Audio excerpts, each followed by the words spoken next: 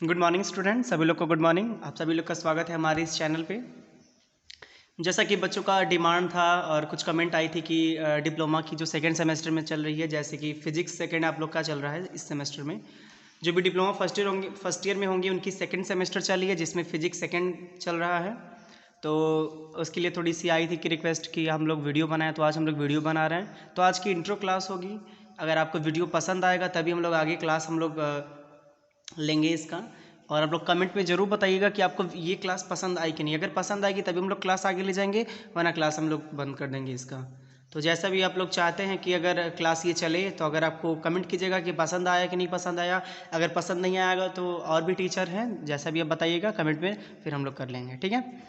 तो चलिए देखिए क्या है कि हमारे जो फिजिक्स सेकेंड में पहला ही चैप्टर है वह है वेव ऑप्टिक्स। देखिए क्या है कि जो हम लोग को केवल आपको सिलेबस कंप्लीट आपका करवाएंगे, क्योंकि आपके किसी भी जेई की एग्जामिनेशन में इससे कोई क्वेश्चन नहीं आता है। तो केवल आपको ये एग्जामिनेशन यानी कि जो सेकंड सेमेस्टर फिजिक्स सेकंड को पास करना ही ज़रूरी है। उसके अलावा ये आगे कहीं पे यूजफुल नहीं है। हाँ ठीक है, अगर अदर जैसे गवर्नमेंट एग्ज़ाम जैसे कि नॉन टेक्निकल में दे रहे हैं तो शायद यूजफुल है, लेकिन इस सेमेस्टर में केवल आपका ये एग्ज़ाम के लिए ही कंपलसरी है। तो एग्ज़ाम के बेसिस पे ही जितने भी आपके सिलेबस हैं उस सिलेबस के हिसाब से हम इसको पढ़ा रहे हैं।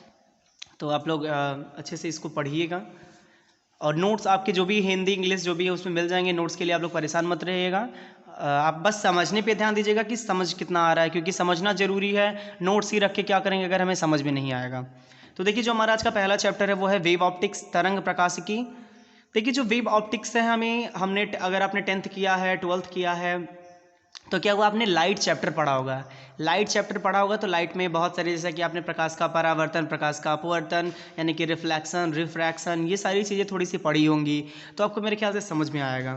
देखिए सबसे पहले लाइट है क्या, लाइट के बारे में हम थोड़ा जानते हैं। लाइट क्या है, उसके बाद हम थोड़ा सा आगे बढ़ेंगे। हमारा लाइट क्या है, देखिए प्रकाश एक प्रकार की ऊर्जा है। आपको भी पता है कि लाइट क्या है, फॉर्म ऑफ एनर्जी है, एक प्रकार की ऊर्जा जो हमारी आंख से किसी रेटिना, जो हमारी आंखों की रेटिना को क्या उत्तेजित करके हमें वस्तुओं का आभास कराती है। यानी कि जब हमारी आंखों की रेटिना पे लाइट पड़ता है तो वो रिफ्लेक्ट करके हमें क्या करती है, किसी भी ऑब्जेक्ट को दिखाई देती है। तो प्रकाश का ये एक नेचर होता है, नेचर ऑफ लाइट जो इसको बोल सकते हैं। देखिए मैंने यहाँ पे लिख दिया है, light is a form of energy. Always in light a very important effect becomes they called heating effect. देखिए हमारे प्रकाश के अंदर एक सबसे बड़ा जो गुण होता है, प्रकाश की सबसे बड़ी प्रॉपर्टी उसमें हीटिंग इफेक्ट भी है। तो ये याद रखिएगा, ये दोनों पॉइंट्स बहुत ज़्यादा, इसलिए मैंने इसको थोड़ा सा मार्क कर दिया है। देखिए जहाँ पे जो चीज़ें इंपॉर्टेंट है उसको मैं खुद अंडरलाइन करके चल रहा हूँ। आपको देखिए एग्जाम में नंबर पाने के कुछ ट्रिक्स हैं, तो जल्दी ही एक वीडियो आएगी इस पर कि आपको एक सेमेस्टर एग्जाम में नंबर कैसे बढ़ाया जाए, फिर कैसे हम लिखें कॉपी को कि हमें नंबर अच्छे मिलेंगे, उस पर वीडियो जल्दी आ जाएगा एक। तो ये दोनों पॉइंट याद रखने वाली है, या फिर आप याद नहीं, आपको खुद पता है कि लाइट एक फॉर्म ऑफ एनर्जी है, एनर्जी का एक स्रोत है। जैसे कि क्या होता है कि आजकल सोलर एनर्जी चल रही है, तो वो सोलर एनर्जी कैसे मिल रही है हमें, सूर्य की जो लाइट, हमें सूर्य से जो प्रकाश मिल रहा है उसकी वजह से हमें क्या सोलर एनर्जी हम यूज कर रहे हैं। तो लाइट क्या है, एक ऊर्जा का स्रोत है। और दूसरा क्या है कि लाइट की एक बहुत इंपॉर्टेंट जो प्रॉपर्टी बोले या फिर जो भी क्वालिटी बोले वो क्या है, हीटिंग इफेक्ट है। उससे हम लाइट से क्या करते हैं, हीटिंग भी जनरेट कर सकते हैं। अब देखिए क्या है, प्रकाश ऊर्जा का ही एक रूप है। ये भी एक लाइन है जिसको आप समझ सकते हैं। अब देखिए क्या है, आंखों के लिए क्या एक वेवलेंथ होती है जिसको तरंग दैर्ध्य बोलते हैं। कितनी तरंग दैर्ध्य की जो रंग होती है वो हमारे आंखों के लिए मतलब हम उसको सहन कर सकते हैं या फिर हमारे आंखों के लिए उचित होता है। तो देखिए आंखों के लिए हम 400 एंगस्ट्रॉम से लेके 7500 एंगस्ट्रॉम तक की तरंग दैर्ध्य को देख सकते हैं और अच्छे से उसको महसूस कर सकते हैं। तो ये बहुत ज़्यादा इंपॉर्टेंट, ये पॉइंट एग्जाम में आपको लिख सकते हैं इसको लाइन बना के। और अगर आप इलेक्ट्रिकल ब्रांच के हैं तो आपके लिए बहुत इंपॉर्टेंट, क्योंकि इलेक्ट्रिकल में आप फाइनल ईयर में एक सब्जेक्ट पढ़ेंगे यूटिलाइजेशन, जिसमें इन सब का बहुत यूज है। तो थोड़ा ध्यान से पढ़िएगा, नोट्स बनाते चलिएगा, क्योंकि हमारे पास जब नोट्स रहते हैं ना तो एग्जाम के एक दिन पहले या 2 दिन पहले अगर हम रिवीजन करते हैं तो हमारे मार्क्स इंप्रूव होते हैं। तो नोट्स पे सबसे ज़्यादा ध्यान दीजिएगा। अब क्या है कि थोड़ा सा और लाइट के बारे में जानते हैं। देखिए कि यहाँ पे लिखा है इंट्रोडक्शन, थोड़ा सा लाइट क्या है। देखिए क्या है कि हमें ऐसा नहीं है कि एक अगर हम ये बात करें कि लाइट के बारे में, तो जो 19वीं शताब्दी था, 19वीं शताब्दी से पहले हम रात के टाइम पे हम काम नहीं करते थे। क्यों नहीं करते थे, क्योंकि हमारे पास जैसे आज बिजली है ना, तो उस टाइम पे हमारे पास बिजली का सुविधा नहीं था, तो हम क्या करते थे, दिन में करते थे। तो दिन में करने का क्या मतलब है, हाँ, यानी कि हमें सूर्य से जो हमें प्रकाश मिलता था तो क्या करते थे, उसी से हम काम करते थे। सूर्य से जो हमें लाइट मिलती थी, उस जो पूरे दिन के उजाले में हम काम करते थे, तो वो हमारा होता था। तो हमारी क्या थी, 19वीं शताब्दी से पहले इतनी ज़्यादा हम लोग एडवांस नहीं होते, या फिर वैद्युत बल्बों का या फिर जो भी उसका खोज नहीं हुआ था। अब देखिए क्या है, एक लाइन यहाँ पे देखिए लिख सकते हैं हम लोग कि एक ऐसी ऊष्मा ऊर्जा जिससे जीव जंतुओं के आंखों को दृश्यता का भान होता है, वो क्या कहता है, प्रकाश कहलाता है। यानी कि हमें क्या हो गया, अगर हमें प्रकाश हमारे आंखों की रेटिना पे पड़ती है तो वो क्या हमें क्या देती है, विजिबिलिटी देती है, जिसकी वजह से हम कोई भी चीज़ देख सकते हैं, कोई वस्तु देख सकते हैं। तो मेरे ख्याल से आपको समझ में आ रहा होगा कि प्रकाश क्या होता है। देखिए इंट्रोडक्शन हर चीज़ का बहुत इंपॉर्टेंट होता है। अगर इंट्रोडक्शन नहीं आया समझ में तो हम पूरा चैप्टर हमें क्या होता है कि समझ में नहीं आता है। और न्यूमेरिकल अगर कभी कभी आ जाते हैं तो फिर हमें और दिक्कत होती है।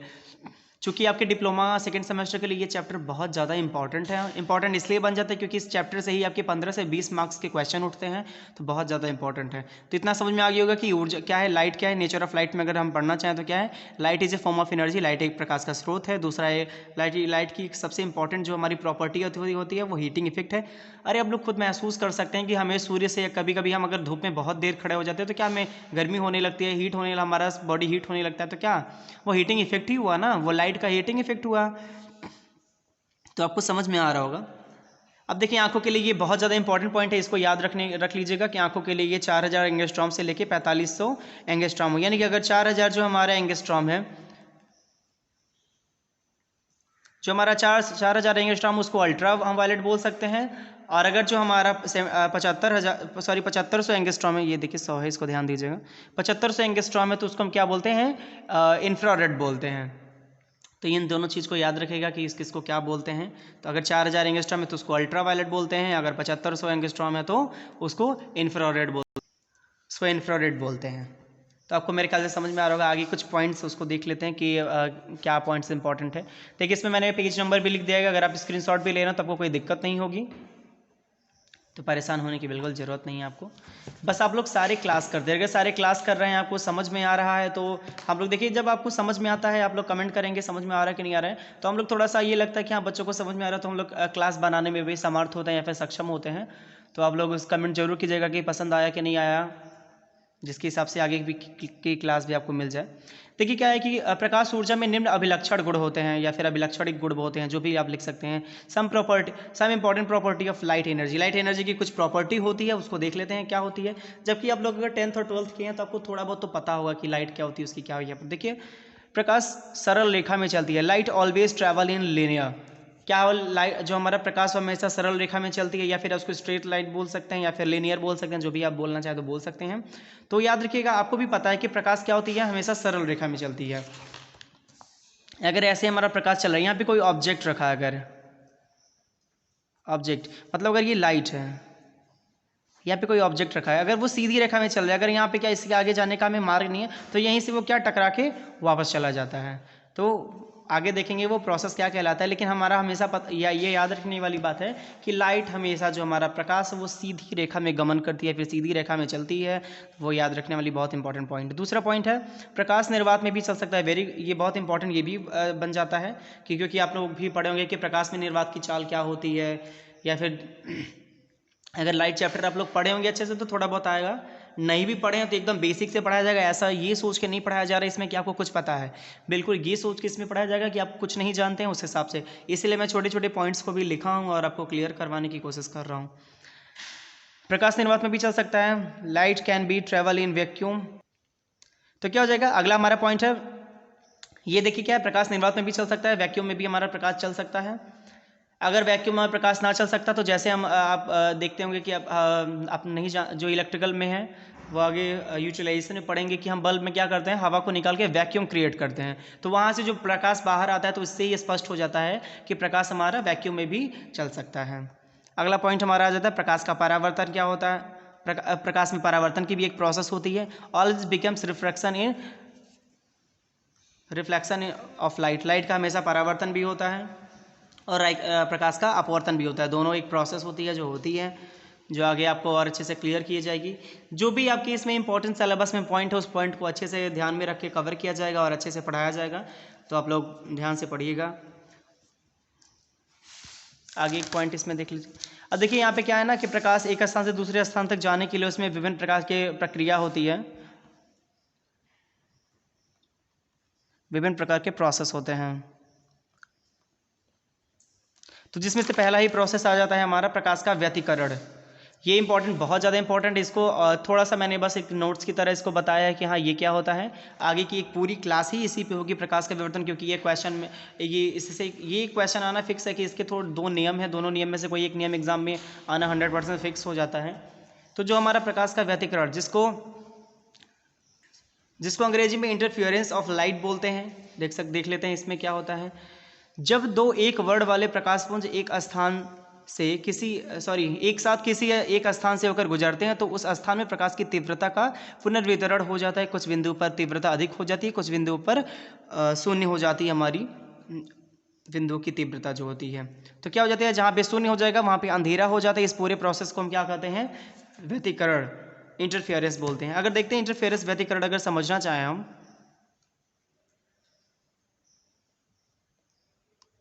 क्या बोला है, अगर दो हमारे एक वर्ड के, यानी कि दो हमारे सेम नेचर के, दो हमारे पास, एक इसको 1 मान लेते, इसको 2 मान लेते, अगर एक नेचर के हमारे पास दो हमारे पास लाइट अगर रे है, अगर वो चल रही है, पता है आपको लाइट सीधे ही चलती है, अगर वो चल रही है तो क्या होती है, कहीं पे क्या हो जाती है, इसकी तीव्रता अधिक हो जाती है, कहीं पे कम। यानी कि अगर यहाँ पे लाइट अधिक है, अगर यहाँ पे लाइट अधिक इस पॉइंट पे मान लेते हैं तो यहाँ पे अगर शून्य हो जाती है, यहाँ पे कभी कभी हमारा क्या होता है, जो प्लेन होता है, प्लेन अगर हम जिस सरफेस पे हमारी लाइट जा रही है तो वहाँ के आकृति पे डिपेंड करता है कि कैसे। कभी कभी क्या हो जाती है, हम एक कोई ऑब्जेक्ट दिख, जैसे अगर इसके साथ ही हमारे यहाँ पे कोई ऑब्जेक्ट रख दें तो क्या हो जाएगी, इसके कारण यहाँ पे क्या हो जाएगी, कुछ हमारी शैडो आ जाएंगे, जहाँ पे क्या होगा, प्रकाश का जीरो हो जाएगा, जहाँ पे अंधेरा हो जाता है।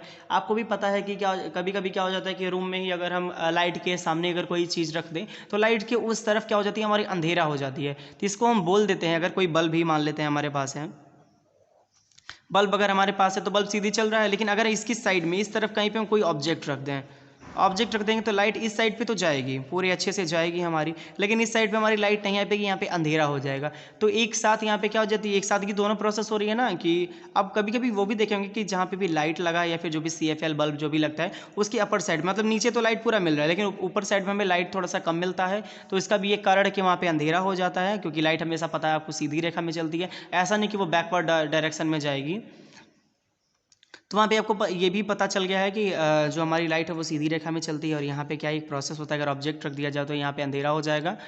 तो क्या इस पूरे प्रोसेस को क्या बोलते हैं हम, व्यतिकरण बोलते हैं, इंटरफेरेंस जिसको बोलते हैं, ये याद रखिएगा। आगे थोड़ा सा और इसको क्लियर किया जाएगा कि आगे ये क्या होता है जब इसके लॉ पढ़ाए जाएंगे। आज केवल इंट्रोडक्शन क्लास है तो इसमें इतना ही होगा, आगे की क्लास में और अच्छे से आप लोग को क्लियर किया जाएगा। अब एक पॉइंट और देख लेते हैं कि हमारा विवर्तन क्या होता है।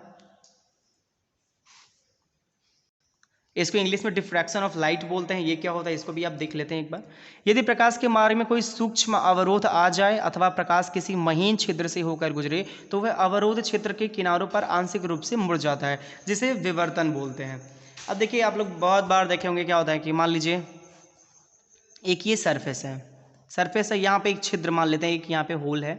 अगर यहाँ से लाइट आ रही है, अगर इस पर लाइट पड़ रही है तो क्या करेंगे, अगर लाइट पड़ी तो इस छिद्र के रास्ते से क्या लाइट और इधर आ जाएगी, लेकिन उसका कुछ भाग जो लाइट की, मतलब जो यहाँ पे जो छिद्र है इसके तो आर पार चला जाएगा लाइट, लेकिन और क्या होगा, और लाइट हमारी नहीं जा पाएगी, तो यहीं से क्या हो जाएगा, वो लाइट मुड़ जाएगा, यहाँ से वो रिटर्न हो जाएगा। तो इससे आप समझ सकते हैं कि अगर किसी भी सरफेस पे छिद्र है तो इसकी किनारे वाले प्रकाश को हमारे मुड़ जाएंगे, लेकिन जो अगर इस छिद्र पे जो हमारी लाइट पड़ेंगे वो इसकी पार चला जाएगा, क्योंकि हमें पता है कि लाइट सीधी रेखा में चलती है। तो अगर इस सतह पे क्या हो जाएगी, इस सतह से आगे लाइट नहीं जा पा रही तो यहाँ से प्रकाश का परावर्तन हो जाता है। इसी प्रोसेस को हम क्या बोलते हैं, इस प्रोसेस को हम बोलते हैं विवर्तन। तो मेरे ख्याल से आज का क्लास आपको समझ में आया होगा। अगर आपको समझ में आया है तो आप लोग चैनल को सब्सक्राइब कर दीजिए, लाइक कीजिए और शेयर कीजिए, और कमेंट जरूर कीजिए कि समझ में आया कि नहीं आया, क्योंकि अगर नहीं समझ में आया तो फिर कोई मतलब नहीं है इस क्लास को आगे बढ़ाने का।